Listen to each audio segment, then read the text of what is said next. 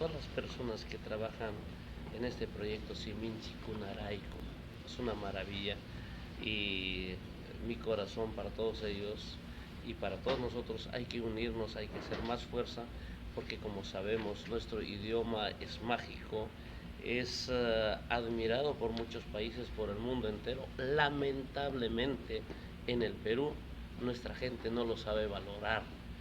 No es porque nuestra gente no quiere, sino los responsables de esta patria no lo saben motivar.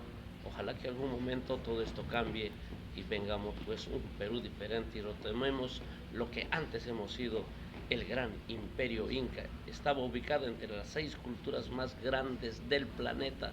Hemos retrocedido. Ojalá que algún momento volvamos a florecer como antes.